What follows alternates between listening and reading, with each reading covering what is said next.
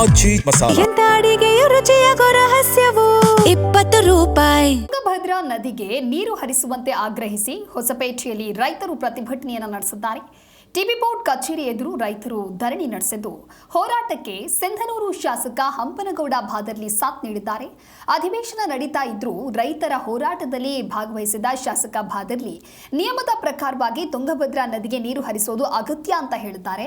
ಇನ್ನು ಈ ಕುರಿತು ಟಿಬಿ ಬೋರ್ಡ್ ಅಧಿಕಾರಿಗಳೊಂದಿಗೆ ಚರ್ಚೆಯನ್ನ ನಡೆಸುತ್ತೇವೆ ಅನ್ನುವಂತಹ ಭರವಸೆಯನ್ನ ಕೊಟ್ಟಿದ್ದಾರೆ.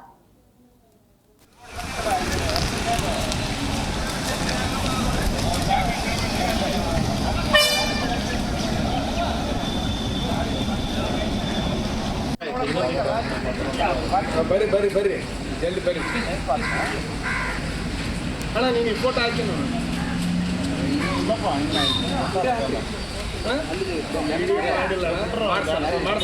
ತುಂಗಭದ್ರಾ ನದಿಗೆ ನೀರು ಬಿಡುವಂತೆ ರೈತರು ಮಾಡಿರುವಂತಹ ಪ್ರತಿಭಟನೆ ಇದು.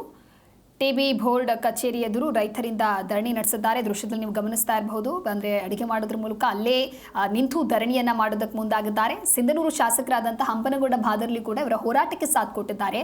ನಿಯಮದ ಪ್ರಕಾರವಾಗಿ ನದಿಗೆ ನೀರು ಹರಿಸೋದು ಅಗತ್ಯ, ನೀರು ಬಿಡೋದ್ರ ಬಗ್ಗೆ ಚರ್ಚೆಯಾಗಿ ಅದಕ್ಕೆ ಕ್ರಮ ಕೈಗೊಳ್ತಾ ಇಲ್ಲ, ಯಾಕೆ ಕ್ರಮವನ್ನು ಕೈಗೊಳ್ತಾ ಇಲ್ಲ ಅಂತ ಹೇಳಿ ಈ ರೀತಿ ಧರಣಿಯನ್ನ ಮಾಡಿದ್ದಾರೆ. ಸಾಕಷ್ಟು ಜನ ಪ್ರತಿಭಟನೆಯಲ್ಲಿ ಭಾಗಿಯಾಗಿದ್ದಾರೆ. ರೈತರ ಹಿತದೃಷ್ಟಿಯಿಂದ ಕೂಡಲೇ ನೀರು ಹರಿಸಲೇಬೇಕು ಅನ್ನುವಂಥ ಆಗ್ರಹವನ್ನ ಮುಂದಿಟ್ಟಿದ್ದಾರೆ.